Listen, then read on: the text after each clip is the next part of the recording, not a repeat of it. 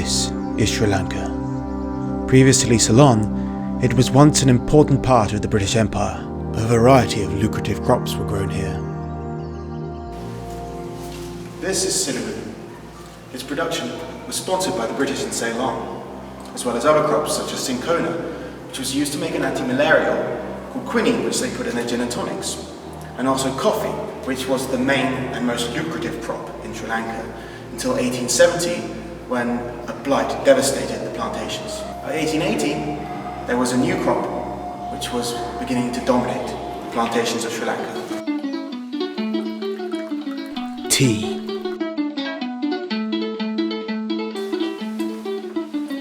My name is Tom Rousell.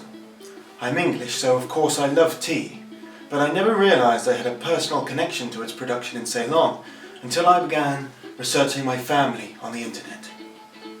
I found out that my great-grandfather, Veer Rousell, was born in Ceylon, but I had no idea why.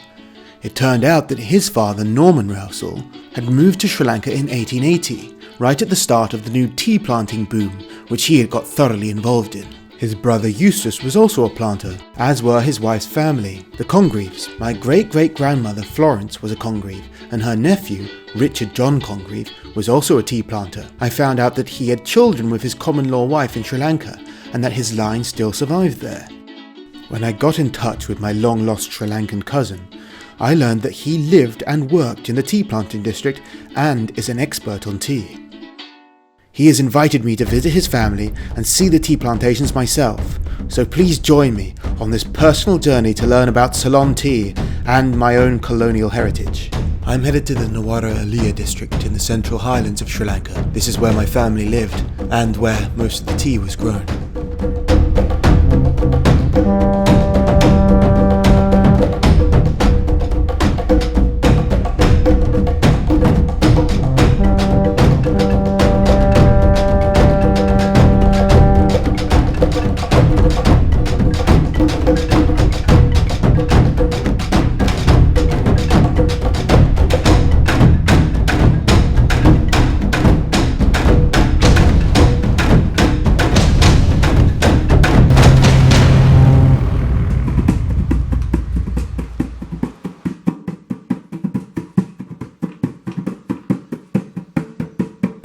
Welcome home, Tom. My long-lost cousin Kenneth is a professional tea taster. He visits the factories on the estates and makes sure the tea is of a suitable quality for the exporting companies. Not only is he my relative, but he is also the best person to speak to in order to understand the tea industry in which my ancestors worked years ago. I started in 1980, so it's been 36 years. And you carried on where your father had been before? No, my father was a tea planter. Mm. So his career was quite different to mine. Mm. Because I'm a tea taster and I worked for tea export companies.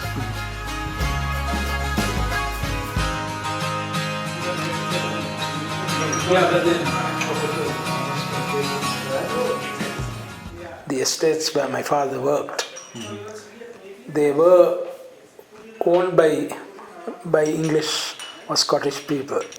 We were well aware that industry was strongly linked to the British Empire.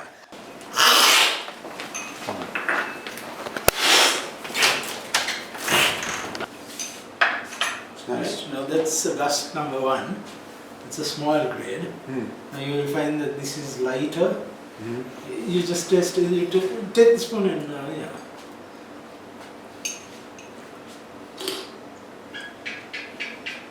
Mm. It's slightly sharp on the side of the tongue. Okay. I prefer it, this one, yeah. Okay. Right. Yeah, you're a plain tea drinker? This one has something else in it extra than that. Yeah. Stronger. Yeah, it's Stronger. stronger. Body. Yeah. These leaves have been crucial to Sri Lanka's economy for 150 years, but the tea industry is now in decline.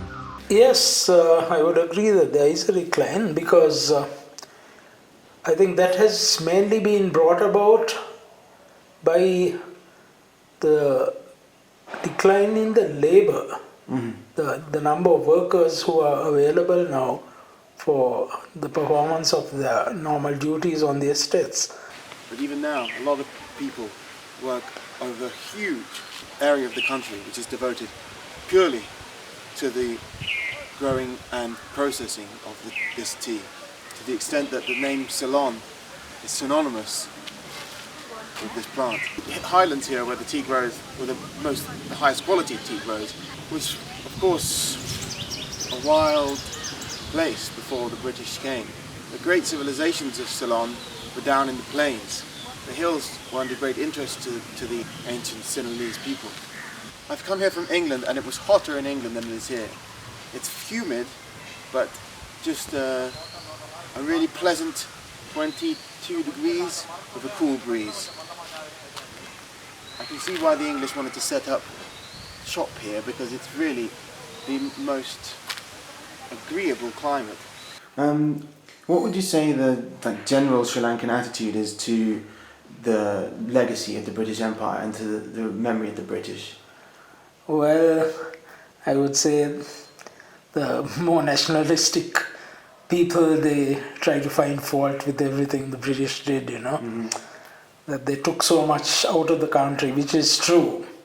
But on the other hand, they also left so much behind, because if these tea plantations weren't opened up, originally the coffee plantations and then the tea plantations, I really wonder what might have been done with the land. And the roadways, the railways, all that helped to open up the country, the hill country particularly.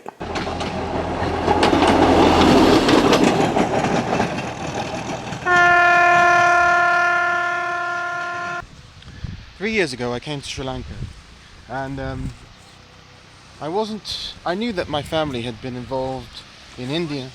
Good morning. I knew that my family had been involved in India, but I didn't know exactly that we'd been involved in tea plantations. I thought maybe it was coffee planting in Burma or something, because these stories get told about your ancestry and they change a bit and no one remembers it properly. But as I travelled along this very railway that I'm standing on now, I took a train from the mountain town of Ella through the tea plantations up to the city of Kandy. Many hours on the train. About 4 hours into the journey perhaps I would have gone past this spot where I'm now standing, and I remember thinking what a beautiful part of the world this was, these tea plantations, and feeling strangely as though, well, I kept on thinking about my ancestors and I kind of wanted to believe that they were actually planters in Sri Lanka. And it wasn't until later that I found out that they actually were, and that the train that I was on had actually gone right through past a lot of the places that they'd lived, and I felt so strangely like an ancestral voice was calling to me on that train journey, which I assure you cannot be explained, because I did not know, no one in my family had ever mentioned any family connection to Sri Lanka, only to India. If you're ever in Sri Lanka, I highly recommend you take the train, because it's one of those things the British left that is just a marvellous experience. The train tracks are the same as they always were, and the journey, it just goes through these mountains, past waterfalls and tea plantations, and it's quite incredible. It may surprise you to learn that a great many of the plantations in Sri Lanka, the tea plantations, are under the influence of a man in New York by the name of Katz. That's because he is the founder of the Rainforest Alliance NGO, and they dictate what must be done on these plantations in order for them to qualify to have the Rainforest Alliance sticker on the tea that you buy in the supermarkets. It's a little frog, you may have seen it. The rainforests themselves have not been here for a very long time, so I think it's really just about making sure people don't spray wrong chemicals and things like that down. But it's not the first time that a Jew has had an overwhelming influence on this part of the world. Because, as I said previously, the British had originally been planting coffee.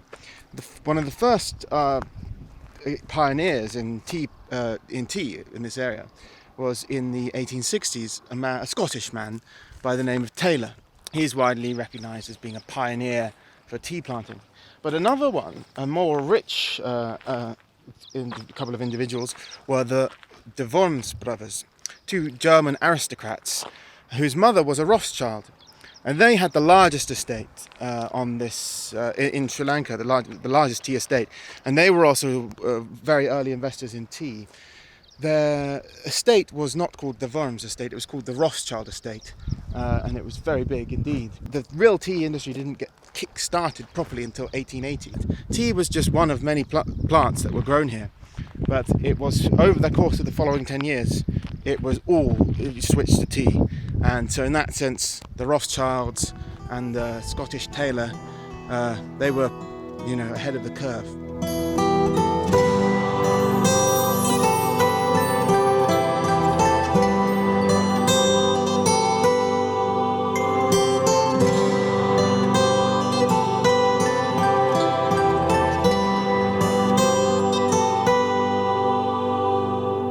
The Congreves are a very old, noble English family whose roots go back to the Norman conquest.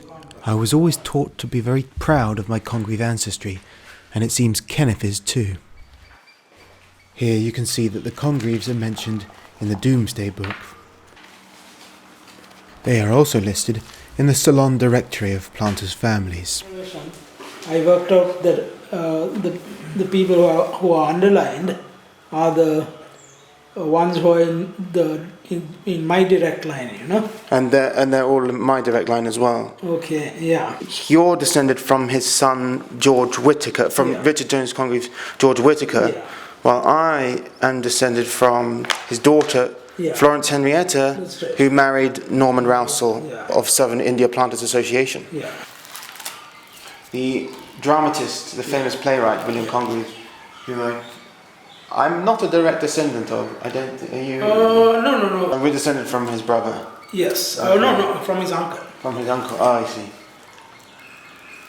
Heaven hath no rage, like love to hatred turned, nor hell a fury like a woman scorned. So this fellow is a Congreve and a Rousel, his mother. Yes, that's right. Yeah. His grandfather was Norman Rousel.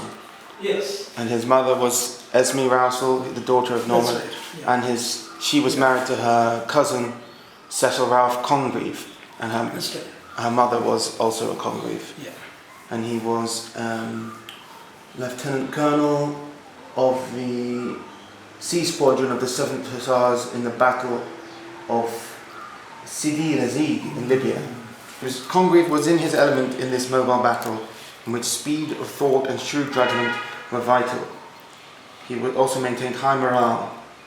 Isn't the Congreve, what's the Congreve motto for something like, he wins fame, something like he never dies who wins fame in life or something?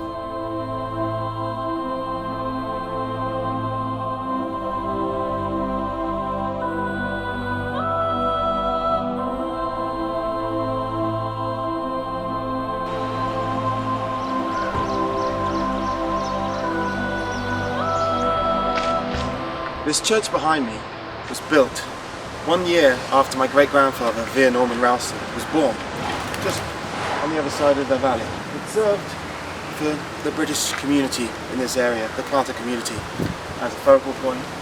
Come here and worship. The bells would ring out across these hills, and it probably felt a lot like England. In fact, looking at this old Gothic-style church, it really does feel strangely as though we're in Britain, but we're in the middle of a tropical country, south of India. Quite an odd sensation. The community of the planters were generally quite conservative. If you moved here as a planter, you had to play cricket with the planters, you had to join the clubs, you had to worship in the right church, and there was a strong sort of bond between them, excluding the natives, and you were expected to kind of fit in. When any planters came who didn't fit in, it created a lot of problems, and especially when those individuals try and mingle too much with the natives, because that upset the planters. Major General Sir Hector MacDonald did exactly that and ended up committing suicide in 1903 after the planters accused him of homosexual activity with the local boys. Now I'm off to visit a local sports club founded by British planters in 1868, and of which my ancestor Norman was the honorary secretary and treasurer, and captain of the rugby team.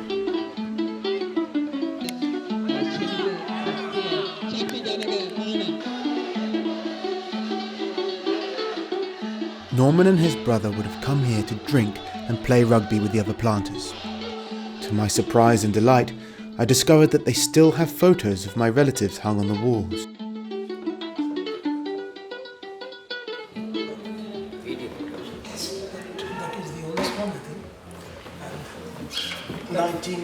1895, and this is 1894. This is the oldest one. Okay. Yeah. So here are the two rows of boys. Oh wow! The Ceylon playing their rugby there, and it says Norman Rousell's captain. Was that taken at this club? Apparently not. I think it's up-country versus Colombo, so it may have been taken in Colombo. I see. Yeah. And this... Then I think this is the next one, right? The next oldest one is this, and Eustace the following year appears again, right? That's it. The big tash. Yes, that's it. At the front. Then here they've changed. The Colombo team have... Oh no, that's Colombo. Yeah. And then Norman's the captain. Oh no, the referee. Yes, the referee. Yeah. That's it. Standing in with a very small tie. What was this club used for in those days? It was mainly a sports club, but it was also the center of the social life in the district, because the people used to all come down here for sport and also the bar, right? And there was this badminton court, and there's a squash court across the road there, and there are tennis courts on the other side. So there was a lot of sport played. Badminton, rugby, cricket, squash. Was football played then as well? May have been, but it wasn't particularly popular. Yeah, it was more rugby that planters played. And was there a connection with hunting? They used to... Yeah, well, there must have been plenty of game around the area. Yeah. So I guess these were shot in the yes, as well. And it must have been the planters of the club who shot these animals anyway. So they could boast about them over their Yeah, while sitting at the bar, I suppose. Yeah. It's really... it's quite a big record, really. Yeah. And this club has been in continuous use for sports and socialising since those times. It's continues to this day. Very well preserved. Is it supported anyway by the state or No, certainly not. It's just a private club, and it is the membership fees which carry through. Are you a member? I used to be, but no longer. Not since I moved to Colombo. When they weren't playing sports, planters had a hard life managing the estates, but not as hard as those of the coolies who worked for them. Then, as now, there were labour shortages. So after 24 years as a planter, Norman had to move to India in 1904, where he was charged with recruiting more Tamil workers for the tea plantations in Ceylon. Do you think that that people like my ancestor Norman Rousell are involved in the importing of Tamils? Do you think that labour policy had led to, it means the British are partly responsible for some of the conflicts that have happened in the 20th century? I think what happened there was that they actually found that they couldn't get sufficient work out of the Sinhalese who were available, and they were just not willing to work the hours that were required and put in the amount of hard work that was necessary to start and run these plantations. So they had to get the labor from somewhere. I suppose India was the closest and the cheapest place to get it from. This is the Abbots Lee estate, on which Norman worked for over 2 decades. He and his wife lived in this bungalow. My great-grandfather Via Rousel was probably born in this very room. This is the view he would have enjoyed as a boy.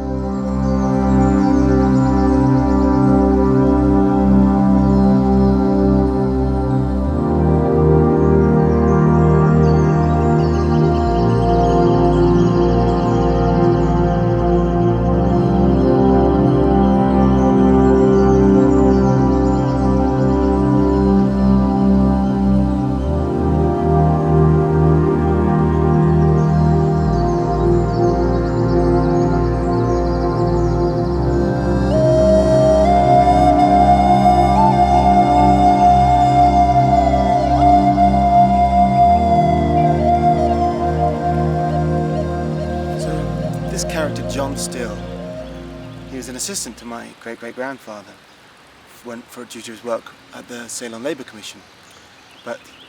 And he was a planter here, growing tea like so many other British people.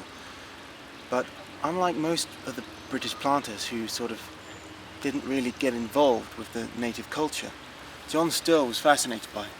He was a hunter, he was out in the jungle hunting with the Veta people, who are the indigenous tribal people who are very hard to find these days. But also he was interested in Sinhalese, which is the ethnic majority of the country, who are Buddhists, and he himself converted to Buddhism.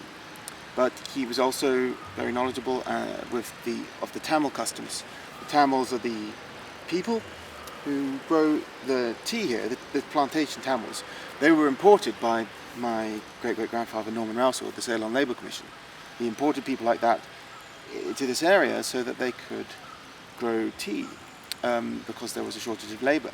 Problem is that they were Hindu, and that's what led to the big war in this country. It didn't end until 2009 between the government, the Sinhalese government, and the Tamil Tiger rebels.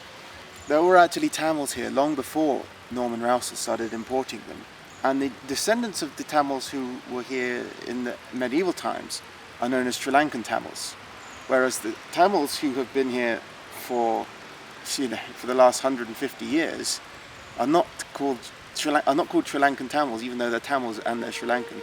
They're known as plantation Tamils to many.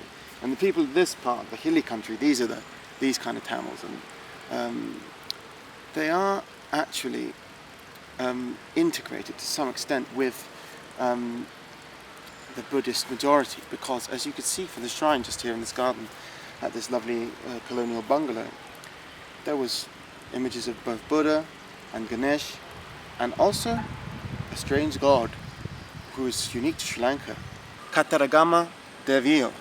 Kataragama is also a town here, and in that town there is a shrine to this god of the Hindus, Kataragama. But Kataragama is also recognized as being holy by the Buddhists. The Buddhists believe he came from the Himalayas and that he now resides in the jungles of Sri Lanka where he meditates. But even Muslims and Christians think that town is holy. It's a bit like the Holy Mountain. Somehow the perennial philosophy has manifested in a tangible sense in these two locations in Sri Lanka, the Holy Mountain, Sri Prada, and the town of Kataragama. John Still, he wrote about this guy in his book, The Jungle Tide. This book was written in the 1930s. He remembered his 15-odd years that he spent in Ceylon, and very favourably, and he loved the jungles here. But he lamented the decline of the jungle. The British started cutting down forests up in these hills to grow coffee back in the 1860s, I think. And by the 1930s, when he was there, when John Still was writing this, obviously there was quite a lot of forest gone, but nearly every plantation you've seen in this film and everything you can see here is made after the British left, after Sri Lankan independence.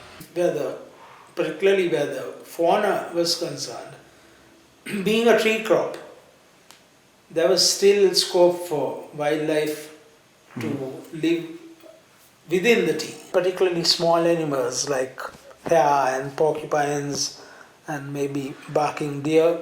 Those animals did survive quite well in tea plantations. Jungle fowl You get various little animals like that, which are very commonly found in tea plantations.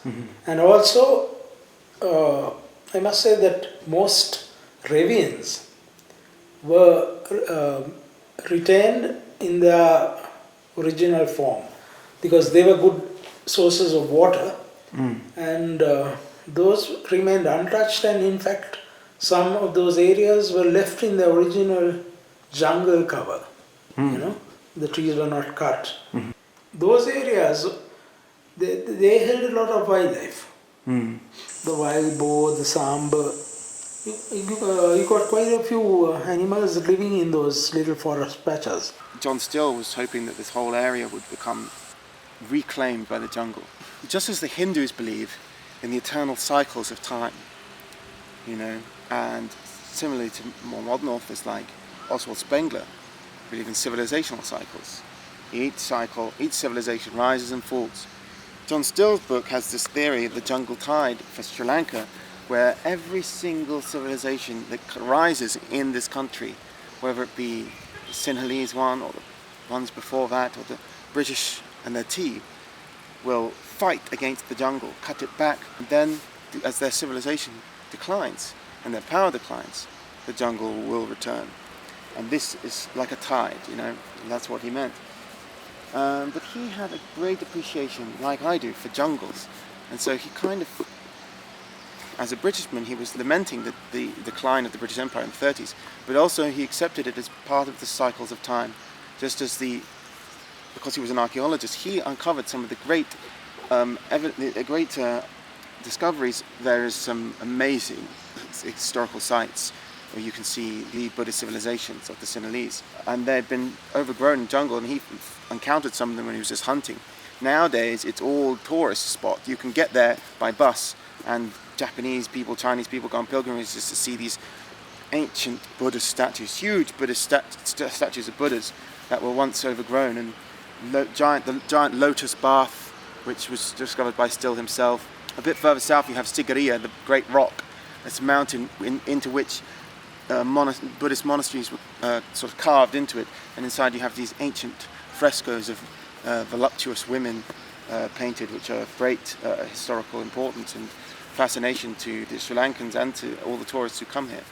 And yes, John Still knew about these, and he knew that there was rather the Sinhalese people still here. They still speak Sinhalese and they still practice Buddhism.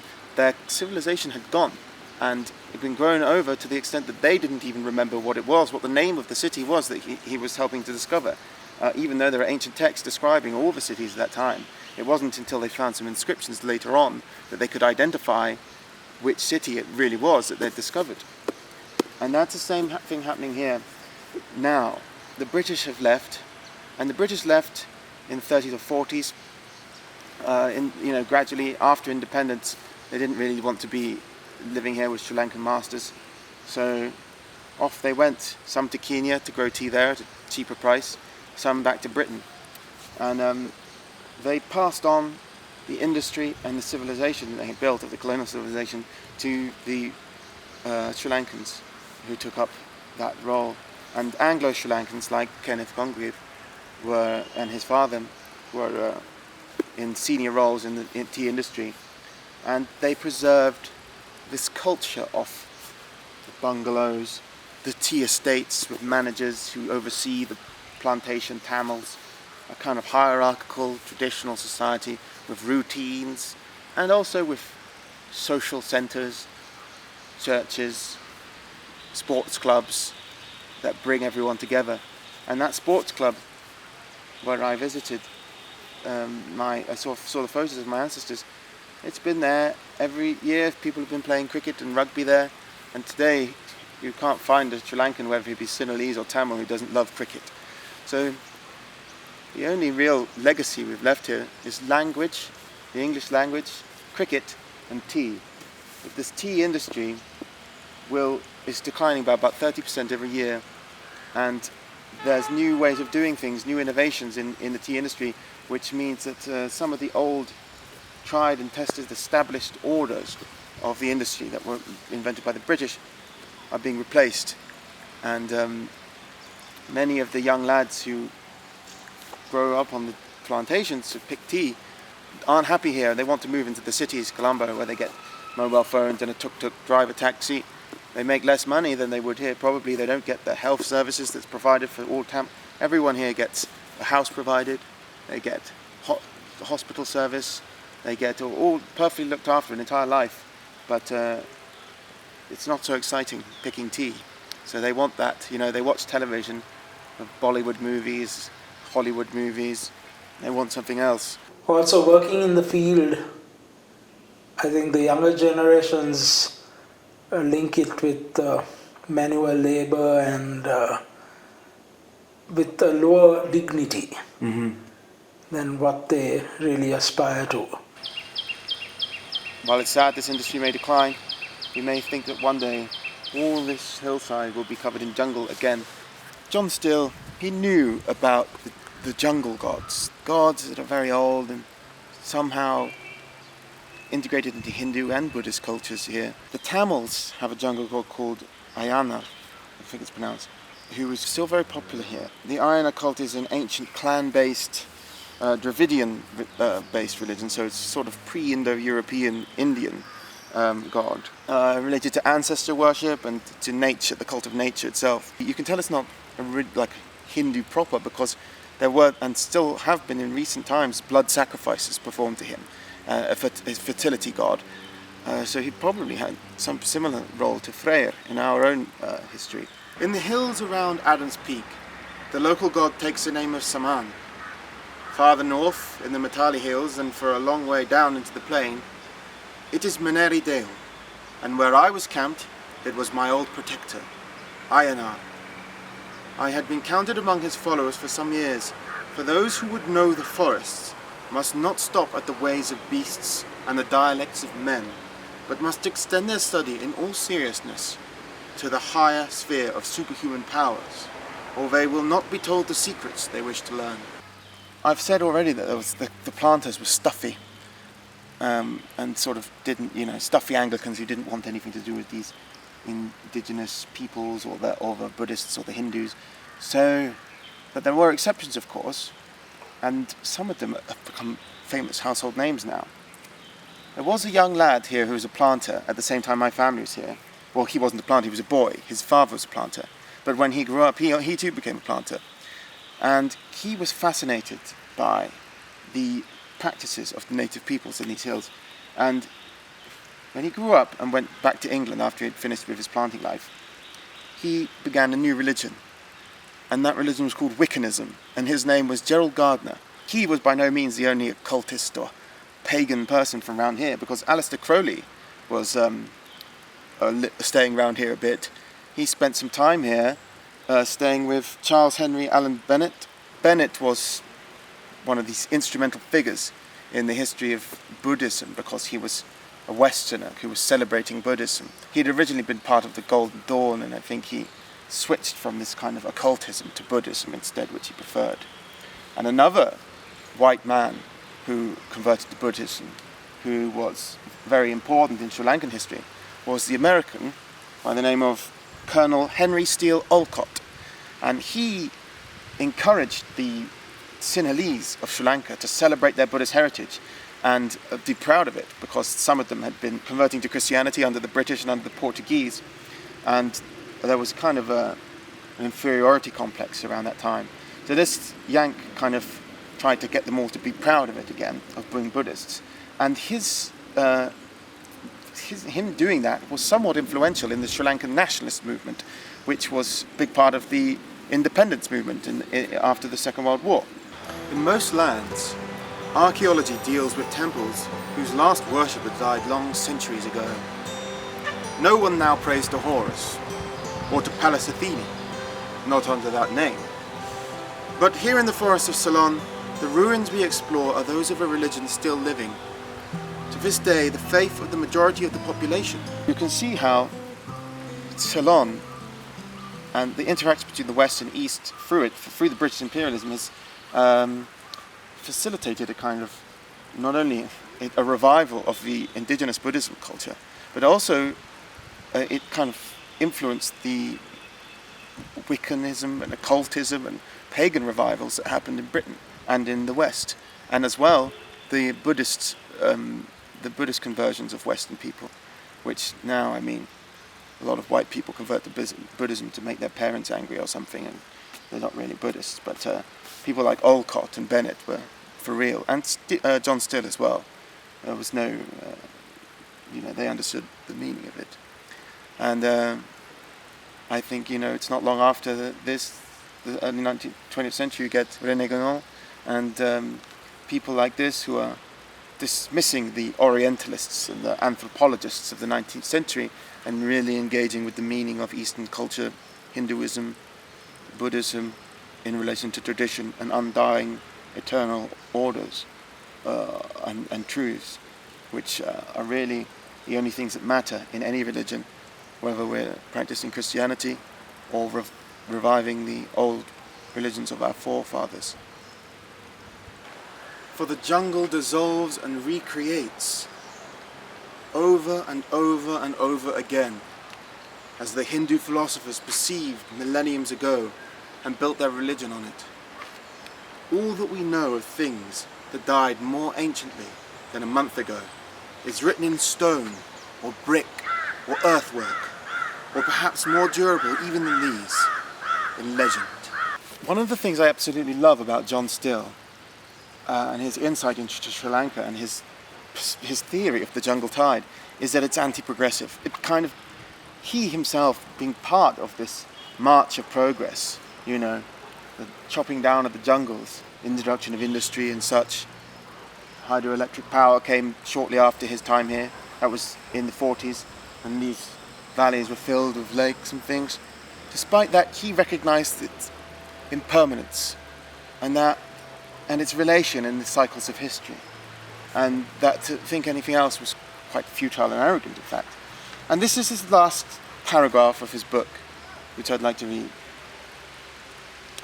Visions of a regimented earth, where birds only sing by request, are to me so much more distasteful than the age-old struggle with the jungle tide, that I rejoice in an outlook that seems to the commercial utilizer of applied science horribly pessimistic. I do not think man will win final victory over the jungle, but rather that the battle will go on in the future as it has in the past, with alternating victories on either side, and with the tide of the jungle ever ready to rise and flow over civilization, whenever it grows too proud, too keen on learning, as Spain once grew, or when it gets tired of exerting willpower, as we seem to be doing. But isn't it fascinating how he says, just as the British Empire was declining, that as we get tired of exerting willpower, that's really the mark of a dead civilization, when it no longer believes in itself.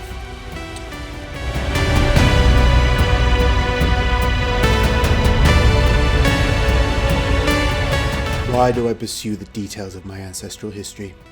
Why have these obscure details been revealed to me now? Fate, or my ancestors, bring it about that I meet now with long-lost blood relatives in the far-off part of the world close to the sun. This is so I can look at one part of our history, now fading and passing on, as countless others have before. John Still recognized this cycle of ages, and when I look at the ancient monuments of the Ceylonese, it is easy to forget that the Sri Lankan culture today is not the unbroken inheritor of these ruins. They were forgotten and claimed by the jungle for centuries before being rediscovered. Are we, then, the northern peoples, the same as those ancestors who built Stonehenge? Have we been so greatly changed by the ages that we would not recognize their faces? Can their ancient ways be reclaimed or understood through any means now available to us? I cannot answer these questions, and may never be able to, but I must endeavor to pursue the path I have chosen inexorably, to follow in the footsteps of my ancestors from centuries gone by, and thereby come closer to the truth so obscured in this age, but which was formerly known to all peoples in the ancient times when tradition ruled.